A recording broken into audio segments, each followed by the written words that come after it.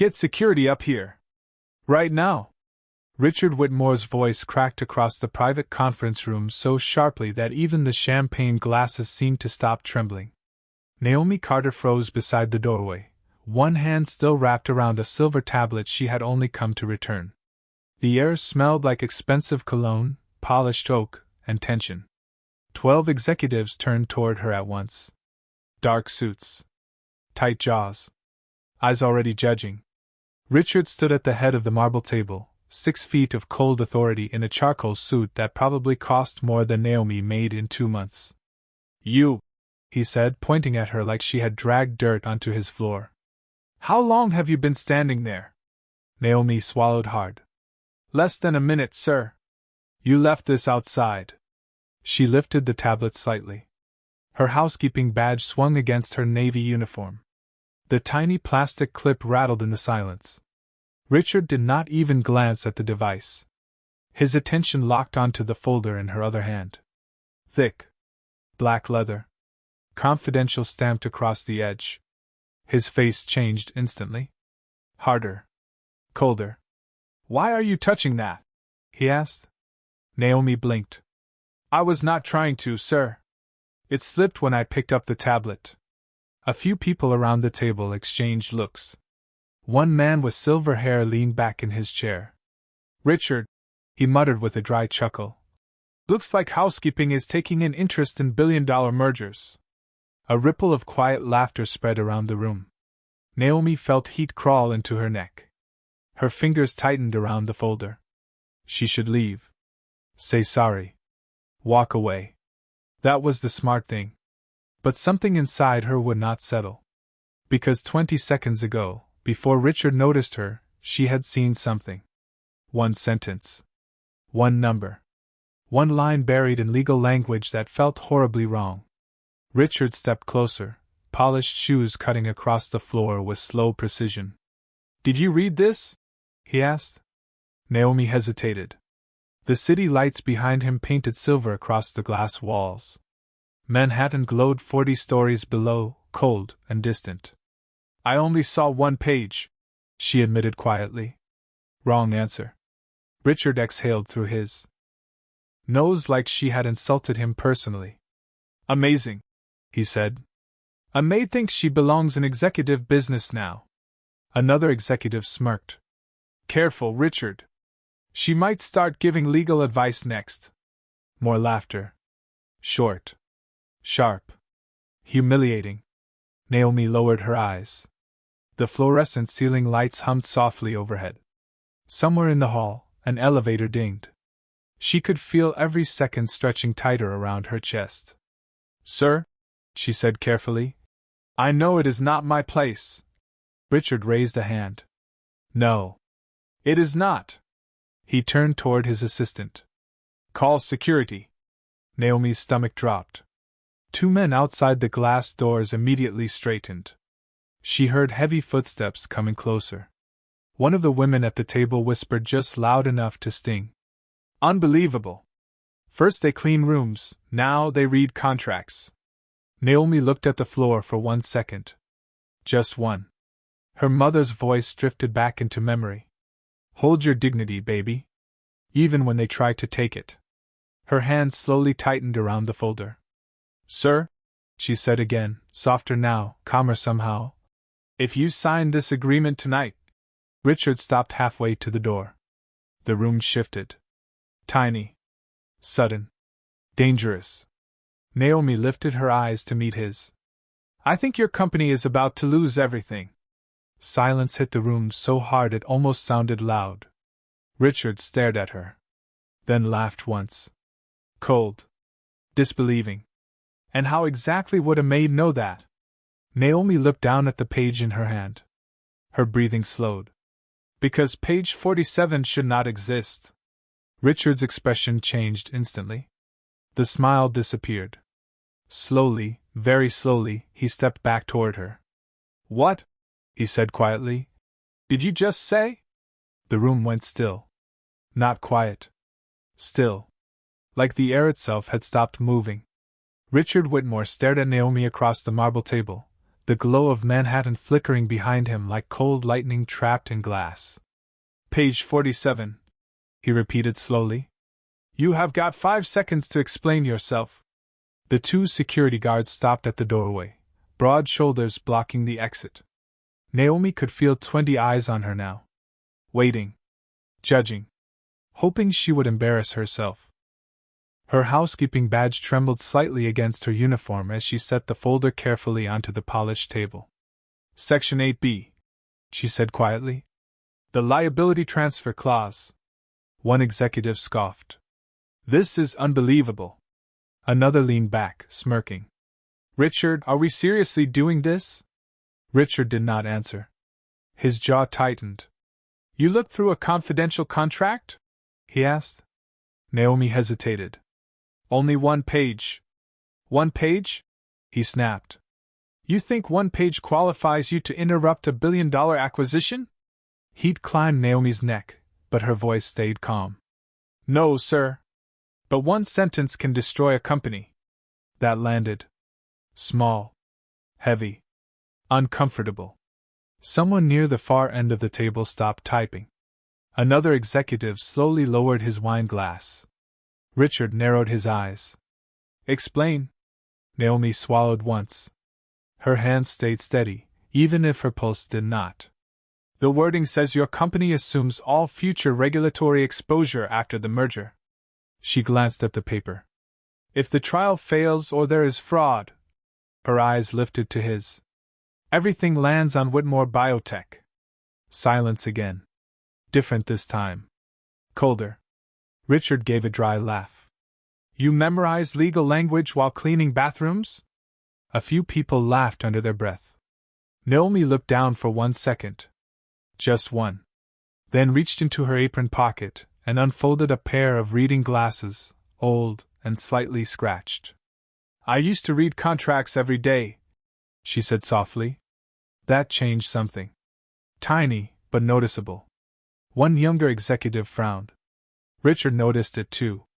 He hated hesitation in a room. Hated doubt even more. Enough, he said sharply. This meeting does not stop because a maid decided to play lawyer. He turned to the legal team. Page 47. Leather folders opened. Papers shifted. The soft rustle filled the room like distant thunder. Naomi stood motionless near the door, trapped between humiliation and something worse, hope. One lawyer adjusted his glasses. Another leaned closer to the page.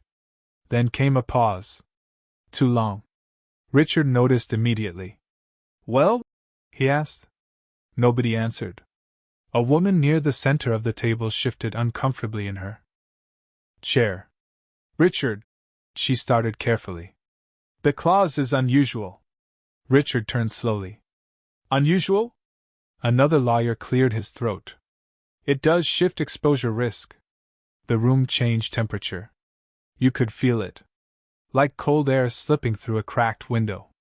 Richard looked back at Naomi. Really looked this time. Not the uniform. Not the badge. Her face. Calm. Controlled. Almost painfully calm. Who told you this? He asked quietly. Naomi shook her head once. Nobody. Then how would you even know what regulatory exposure means? Before Naomi could answer, one of the executives muttered just loud enough. Maybe she Googled it between laundry loads. Soft laughter again. Cruel. Quick.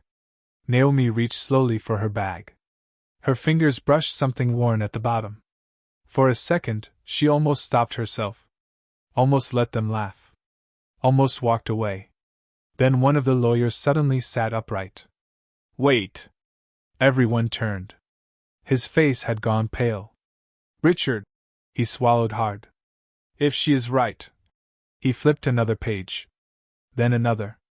You are about to sign away control of your entire FDA defense strategy. The room exploded into whispers. Chairs shifted. Glasses touched marble. Richard did not move. Did not blink. His eyes stayed locked on Naomi as she slowly reached into her bag and pulled out a worn leather folder no one had noticed before. Richard frowned. What is that? Naomi looked at him for one long second, then quietly placed it on the table. The reason, she said softly, I knew page 47 should never exist. The leather folder landed softly on the marble table. Somehow, that sound felt louder than anything else in the room. Richard Whitmore did not sit down, did not blink.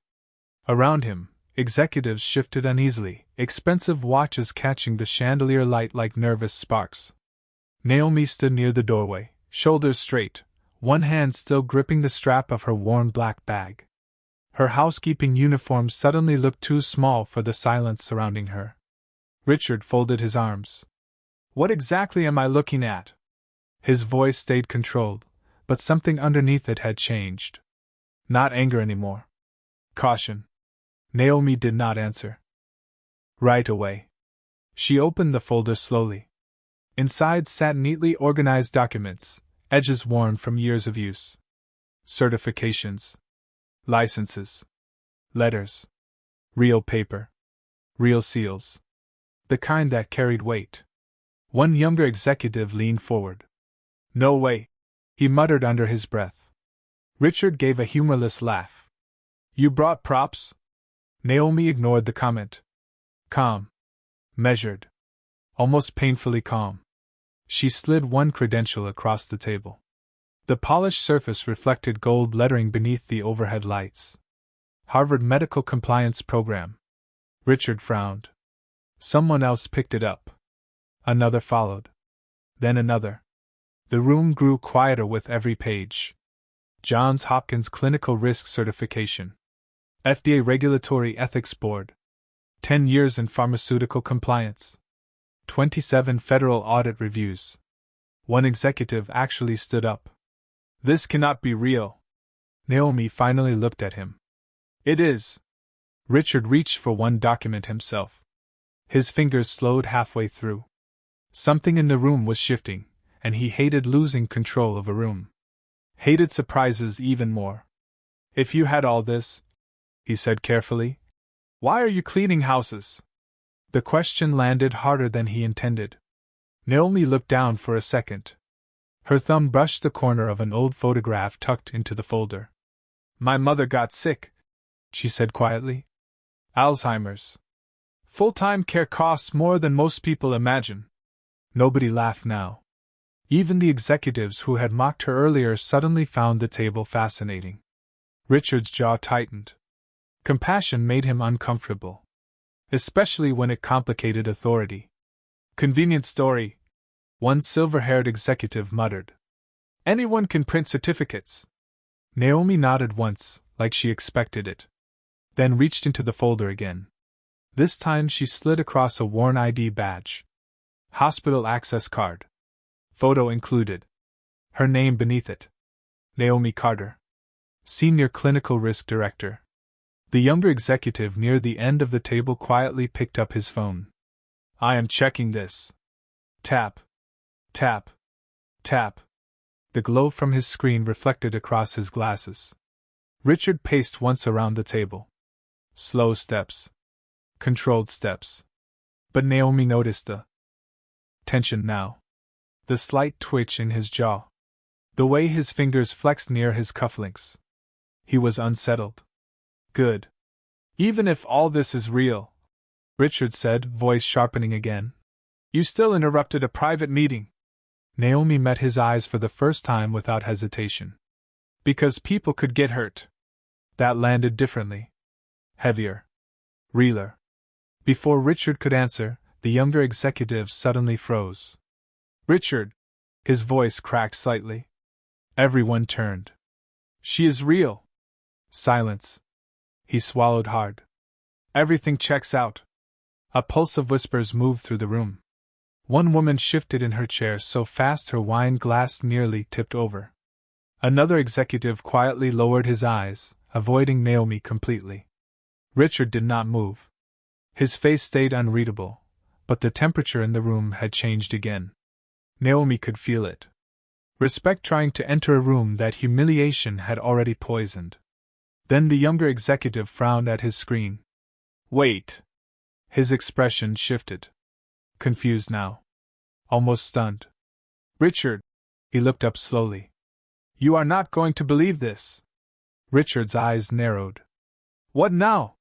The executive turned his phone around, screen glowing pale against the dark conference room. A scholarship archive had appeared. Whitmore Foundation Medical Excellence Program. One photo sat at the top. Younger. Smiling. Graduation cap tilted slightly sideways. Naomi. Standing beside Richard Whitmore himself, shaking his hand. Richard stopped breathing. Richard Whitmore did not move. For one impossible second, the entire room seemed to forget how to breathe. The glow from the phone screen painted cold blue across his face as he stared at the photo. Younger Naomi. Younger Richard. Smiling. Proud. His own hand shaking hers beneath a banner that read Whitmore Foundation Medical Excellence Scholar. The silence cracked. Whispering spread across the conference room like a fuse catching fire. No way! Someone muttered. That is her. Another executive quietly turned their chair, suddenly unable to stop staring at Naomi like she had transformed into someone else entirely. Naomi looked away first. Her fingers tightened around the strap of her worn bag. Humiliation still clung to her skin, warm and sharp, even now. Richard slowly lifted his eyes. Something unfamiliar flickered there. Recognition. Then confusion. Then something uglier. Embarrassment. You were in the program, he said quietly. Not a question. Naomi nodded once. 10 years ago. Richard laughed under his breath, but there was no humor left in it. Just disbelief. That is impossible. Naomi tilted her head slightly. You funded scholarships for hundreds of students, Mr. Whitmore. The title landed like distance. Professional. Cold. I guess I was easier to remember before I wore a housekeeping uniform. Nobody spoke after that. The air turned heavy. One executive slowly lowered his eyes to the table. Another reached for water but stopped halfway, fingers trembling slightly against the glass. Richard straightened instantly, instinct taking over. Control. He needed control back. Even if that is true, he said sharply, voice louder now, it changes nothing. His shoes clicked hard against the marble floor as he stepped toward the contracts again. This merger is still moving forward. Naomi frowned for the first time. Small. Almost invisible. You still have not understood the problem, she said quietly. Richard stopped. Excuse me? Naomi stepped closer to the table. For the first time all night, nobody stopped her. Nobody laughed. Even security stood frozen near the doorway. She reached for page 47 and turned it toward the room. Her fingers stayed steady, but her pulse sat high in her throat. Everyone keeps looking at the liability transfer, she said. That is not the real danger. A pause. Tiny. Dangerous. The real problem starts on page 52. The room shifted again. One of the lawyers leaned forward instantly. Richard's jaw tightened. What are you talking about? Naomi glanced at the document. Look at subsection C. Nobody moved at first. Then paper started flipping. Fast. Nervous. The sound filled the room like static. One lawyer suddenly frowned. Another leaned closer to the page. Wait. Naomi's voice stayed calm. Too calm for someone standing in front of people who had mocked her less than 20 minutes ago. The acquisition triggers a data transfer exemption. Richard folded his arms. So? Naomi finally looked directly at him. So your entire patient trial database gets transferred offshore. Silence. Real silence. Heavy silence. Even the city outside suddenly felt far away. Richard blinked once. That is impossible. No, Naomi said softly. It is hidden. She pointed at a paragraph buried in legal language. If this goes through, your company loses legal protection over patient records. A lawyer suddenly stood so fast his chair rolled backward. Richard. His face had gone pale. She is right. Someone near the back quietly whispered a curse. Another executive grabbed their phone. Screens lit up across the room now. Tiny reflections flickering against polished metal and crystal glasses. Panic, subtle but growing. Richard's breathing changed. Slower. Tighter. He looked back at Naomi like he was trying to solve a puzzle he hated. "Why are you helping me?" he asked suddenly. The question landed harder than expected. Naomi looked down at the contract. Then toward the city lights beyond the glass. "Because patients do not deserve to suffer for executives chasing signatures." That hit the room harder than any accusation could have. Even Richard looked away for half a second. But before anyone could speak again, one of the legal analysts suddenly froze, staring at his laptop screen. His face drained of color. "Richard," his voice cracked. "There is something else." Everyone turned. He swallowed hard. "This merger company." He hesitated. "They have already been investigated before." Richard frowned. "For what?" The analyst looked up slowly, fear written all over his face. "Patient deaths. Patient deaths." The words landed like shattered glass. Nobody moved. Nobody even blinked. The soft hum of the climate system suddenly felt too loud inside the conference room. Manhattan shimmered outside the glass walls, cold and untouchable, while inside, panic quietly started breathing. Richard Whitmore stared at the analyst. "Explain," he said, but the sharp confidence in his voice had cracked. The analyst swallowed hard, fingers trembling against the laptop. 3 years ago. Overseas trials. 6 fatalities linked to data manipulation. A whisper moved through the investors. Someone quietly unlocked their phone. Another tilted the screen away, already recording. Tiny camera lights blinked alive beneath the table like hidden witnesses. Richard turned sharply toward the legal team. "Why am I hearing this from him?" Silence. Nobody answered. Nobody wanted ownership anymore. Naomi stood near the edge of the table, shoulders tight, pulse hammering beneath calm skin. She could feel the room changing around her. The same people who laughed at her 20 minutes ago now looked at her like she was the only flashlight in a blackout. But pressure came with attention. And attention turned dangerous fast. One senior executive suddenly slammed his folder shut. "How do we know she is not setting this up?" Heads turned instantly. Naomi felt the shift hit her chest. Fast. Brutal. "Excuse me?" the younger executive muttered. "Come on," the older man snapped. "She conveniently appears in the middle of a billion-dollar merger, somehow knows confidential clauses, somehow predicts hidden risks." He pointed at Naomi. "Maybe someone planted her." The room tilted again. Richard said nothing. That silence hurt more than accusation. Naomi looked at him. Really looked at him. The man whose scholarship once changed her life. The same man who had called security on her less than an hour ago. His jaw flexed.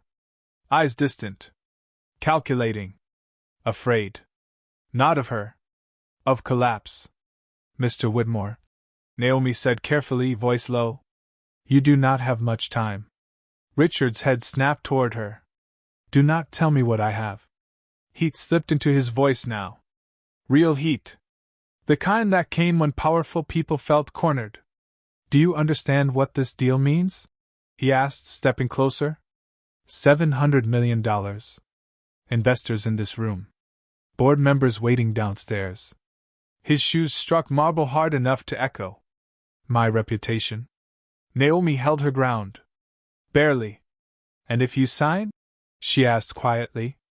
"Federal investigation. Civil lawsuits. Patients harmed." The room shrank around those words. One investor removed his glasses and rubbed his face slowly. Another stood and walked toward the windows, phone already pressed to his ear. Pressure was leaking everywhere now. Fast. Richard ran a hand over his mouth. Sweat glistened faintly near his temple under the cold chandelier lights. For the first time all night, he looked tired. Human. Then suddenly, the analyst froze again. "Richard," his voice sounded thinner now. "There is another problem." Nobody wanted another problem. You could feel it. The exhaustion. The fear. The dread. What now? Richard snapped. The analyst turned the screen slowly. The merger transfer. He hesitated. It already started. Silence. Heavy silence. Naomi's stomach dropped. What do you mean already? She asked quickly. Fingers moved frantically across keys. Numbers updated. Files transferred. Somewhere inside the building, servers hummed louder through the walls, low and mechanical, almost like distant thunder. Automatic midnight trigger, the analyst whispered. If nobody manually stops it. He looked up, face pale. In 23 minutes, Whitmore Biotech loses control of every protected patient file. Nobody breathed. Richard slowly turned toward Naomi. His voice dropped to almost nothing. Can you stop it? Nobody answered right away. The question hung in the room like smoke after an explosion. Can you stop it? Naomi stood perfectly still near the end of the marble table, the city lights flickering against the dark glass behind her. 23 minutes. Somewhere deep in the building, servers hummed low through the walls, mechanical and steady, like a clock nobody could silence. Richard Whitmore looked at her the way drowning people look at shore. Desperate. Suspicious. Ashamed. The same man who had called security on her now stood waiting for permission to hope. Naomi exhaled slowly. Calmly. Too calmly for someone carrying the weight of $1 billion collapse on her shoulders. Maybe, she said quietly. The room shifted. Tiny sounds suddenly became unbearable. A phone vibrating against polished wood. The faint ticking of a luxury watch. Someone swallowing too hard. One executive muttered under his breath. Maybe? Richard stepped forward instantly. That is not good enough. His voice came out sharper than he intended, cracking at the edges. He stopped himself. Ran a hand over his mouth. The control he wore like armor was slipping now. Everyone could see it. Tell me what you need, he said, quieter this time. Naomi looked at him for a long second. Not angry. Not triumphant. Just tired. First, she said softly, stop treating this like a business problem. Silence. Real silence. This is a patient safety problem. Nobody argued. Nobody laughed anymore. Not after the words patient deaths. Not after 23 minutes. Naomi slowly walked toward the center of the conference room. Her housekeeping shoes barely made sound against the marble, but every eye followed her like gravity had changed direction. She opened the contract again, fingers steady despite the pressure pressing against her chest. Who approved the cybersecurity exemption?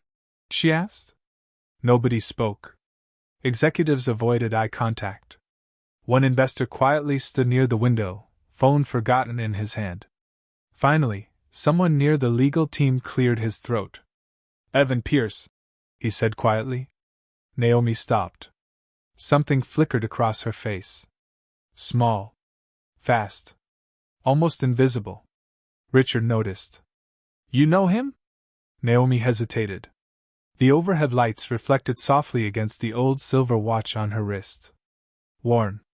Scratched. Familiar. I used to work with him, she said. That changed the room again. Pressure sharpened instantly. Richard narrowed his eyes. Excuse me? Naomi stayed calm. Too calm. 10 years ago. Federal Compliance Review. One executive scoffed nervously. And you forgot to mention this? Naomi turned slowly. You spent the last hour calling me the maid. Nobody had a response to that. Not one. Richard looked down for a second. Something uncomfortable moved across his face. Shame, maybe? Or memory? Naomi stepped toward the conference screen. If Evan signed off on this structure. She paused. Slow breath in. Slow breath out. Then this is bigger than bad paperwork. The room tightened around her words. Richard's jaw flexed. How much bigger? Naomi looked at the contract again. Her fingers stopped near one section. Big enough that somebody wanted this hidden. A quiet vibration came from the analyst's laptop. Then another. He frowned. Richard. Nobody liked the sound of his voice anymore. Not tonight. What now? Richard asked, exhausted more than angry. The analyst looked up slowly. Pale again. The transfer countdown just changed. Naomi turned immediately. What do you mean changed? The analyst swallowed hard. His fingers trembled against the keyboard. It was 23 minutes. Silence stretched tight. He looked at the screen again like he hoped he was wrong. Now it says. His voice nearly disappeared. 12. Nobody moved. Nobody breathed. Naomi's face changed for the first time all night. Barely. But enough. Because 12 minutes meant one thing. Someone else already knew they were trying to stop it. 12 minutes? Richard Whitmore's voice dropped so low it almost disappeared into the room. Nobody answered. Nobody needed to. The analyst's screen glowed against pale faces while the soft mechanical hum from the server systems downstairs suddenly felt louder, heavier, alive. Somewhere beneath 40 floors of glass and steel, machines were moving without permission. Files transferring. Power shifting. Naomi stood perfectly still, eyes fixed on the laptop. Her breathing slowed instead of quickened. That unsettled people more than panic ever could. Richard noticed it immediately. Tell me what you are thinking, he said. Not ordered. Asked. The shift hit the room hard. 20 minutes ago, he called security on her. Now billionaires and investors sat silently waiting for her next sentence. Naomi looked at the analyst. Pull the server authorization logs. Fingers moved instantly across keys. Nobody questioned her anymore. Not after patient deaths. Not after page 52. The screen flickered. Loading. Processing. Tiny mechanical clicks echoed softly from the conference speaker system overhead. Naomi stepped closer. Her old silver watch caught the cold light. Worn edges. Steady hands. Look for remote override permissions, she said quietly. One investor frowned. How would she know that? Nobody answered him either. Because suddenly everyone remembered she was the only person who had been right all night. Richard stood near the edge of the table, jacket abandoned on a chair now, sleeves slightly rolled for the first time in years. He looked smaller somehow. Less untouchable. Naomi, he said quietly, struggling around the name like it carried weight now. If someone accelerated the transfer. She nodded once. Then someone inside the company helped them. Silence. Brutal silence. Heads turned instinctively. Suspicion moved through the room like cold water. One executive shifted too quickly. Another suddenly found their phone fascinating. Somebody whispered, "Oh my God!" Then the analyst froze. Wait. His voice cracked. I found the authorization. Naomi stepped forward. Richard too. Their shoulders nearly aligned now, the distance between Billionaire and Maid suddenly gone. One name sat blinking on the screen.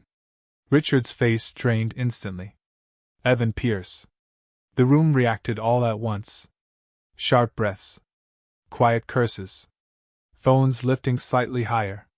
One investor whispered, "That is your chief strategy officer." Naomi said nothing.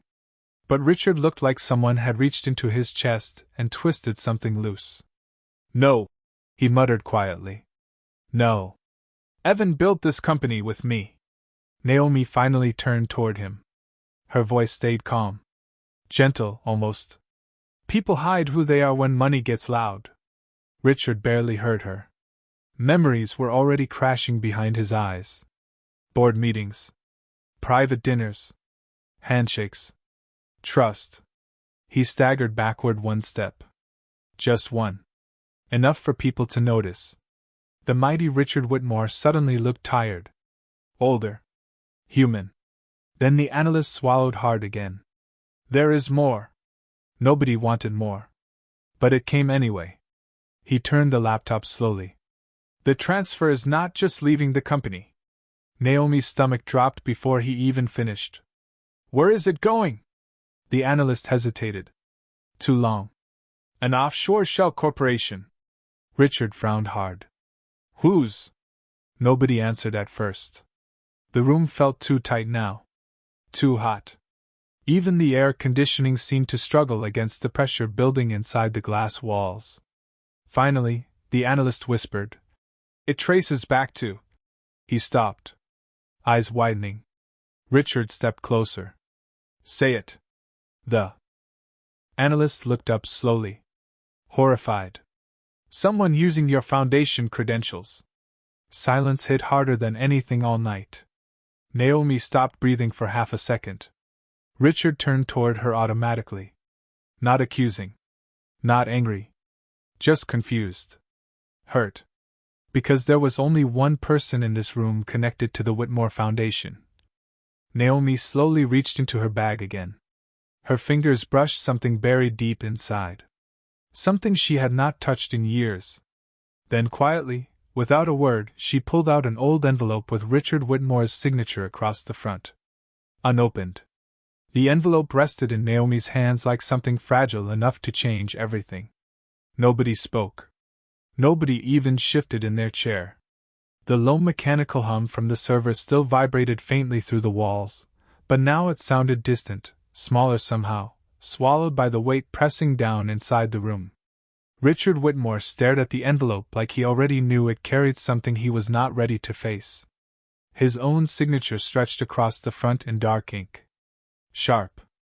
Familiar. Personal. Naomi looked down at it for a second before finally speaking. "I never opened it." Her voice stayed quiet. Calm. Somehow softer than the silence around her. One investor lowered his phone slightly. Another stopped pretending not to stare. Nobody saw a Maid anymore. Richard swallowed once. Hard. "Why not?" he asked. The question came out smaller than expected. Human. Naomi traced the edge of the envelope with her thumb. Worn corners. Years old. "Because the day it arrived." She paused. Just long enough for the room to lean closer without moving. "My mother forgot my name for the first time." Nobody breathed.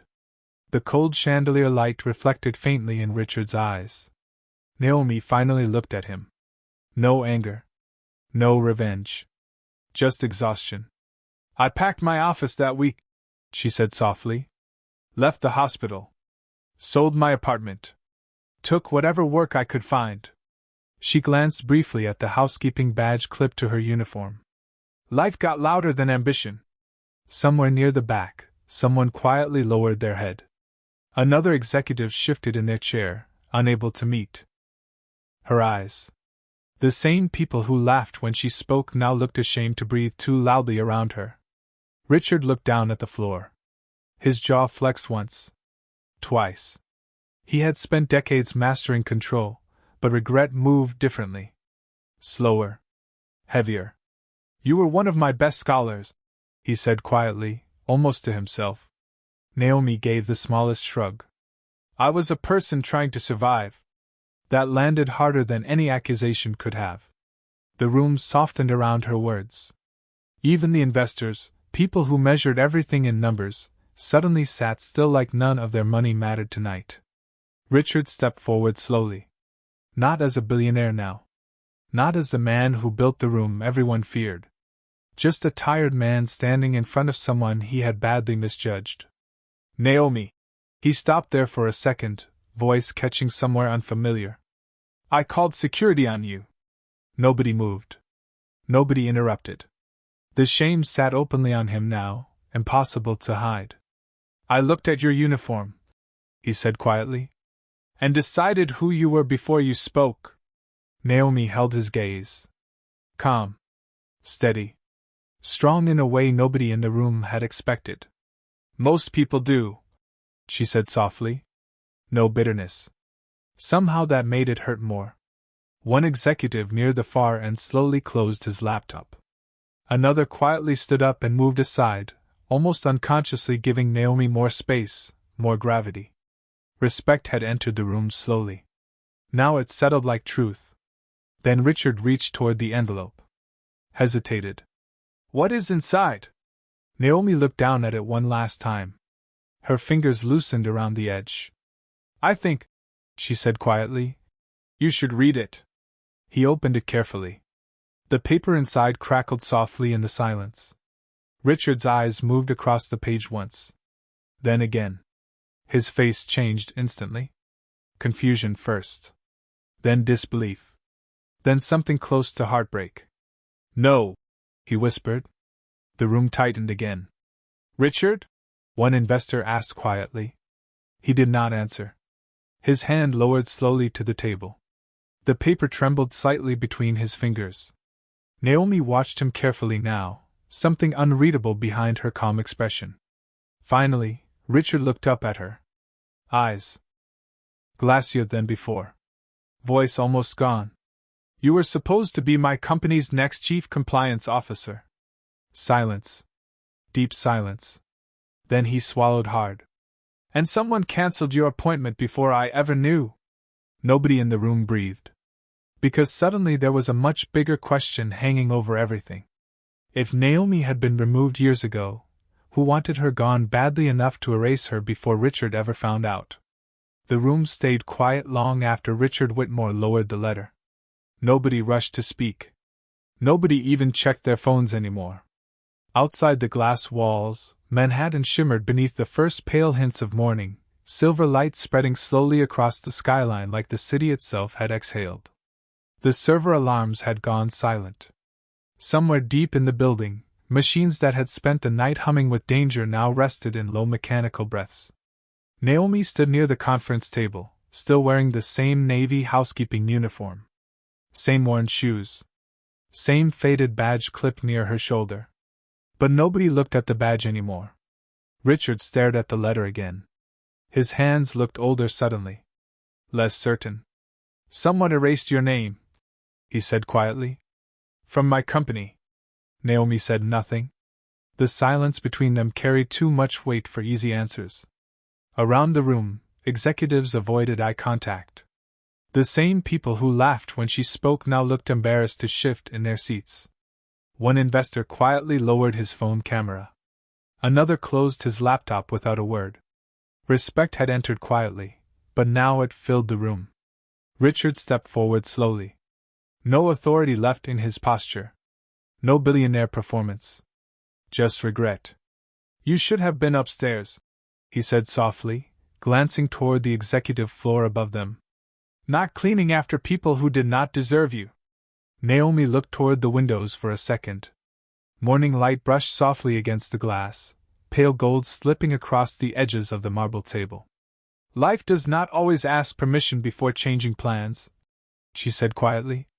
Richard almost smiled, but it hurt too much. He looked around the room once, toward the people who had stood beside him all night. Then back to Naomi. I owe you more than an apology. The words landed gently. Honest this time. You saved this company. Naomi shook her head once. Calm. Steady. I protected the patients. That hit harder than gratitude ever could. Nobody spoke after that. Because somehow, the woman they called Maid had carried more integrity into the room than everyone else combined. Richard looked down briefly, jaw tight. And I failed you, he said. The admission came quiet enough that it almost disappeared into the room. But everyone heard it. Naomi's expression softened, just slightly. Not forgiveness exactly. Something quieter. Understanding, maybe. You did not know, she said. Richard nodded once, but his eyes dropped anyway. I should have. Another silence settled over them. Softer now. Human. Then, without warning, Richard reached for the housekeeping badge clipped to Naomi's uniform. He hesitated first, asking permission without words. Naomi gave the smallest nod. Carefully, almost reverently, he unclipped it. The cheap plastic badge that had shaped every assumption in the room rested in his hand for one long second. Then Richard placed it gently on the conference table beside the stack of contracts no one would ever sign. No one here will ever mistake who you are again, he said quietly. Across the room, people stood. Slowly. Not applause. Something deeper. Respect. One by one, executives who never stood for anyone simply remained on their feet. silent, watching her. Naomi looked uncomfortable under the attention. She adjusted the strap of her bag and glanced toward the door. My mother will be awake soon, she said softly. I should get home. Richard blinked, surprised by how ordinary the sentence sounded after everything. Naomi. He stopped. Then carefully reached into his pocket and placed a business card on the table. No title speech. No grand offer. Just simple black lettering. Richard Whitmore. Direct line. Whenever you are ready, he said quietly. Whatever you want your next chapter to be, this time nobody erases your name. Naomi looked at the card for a long second. Then slipped it gently into her bag without promise. Without rejection. Just possibility. As she walked toward the doors, her footsteps echoed softly across the marble floor. No one stopped her. No one looked away.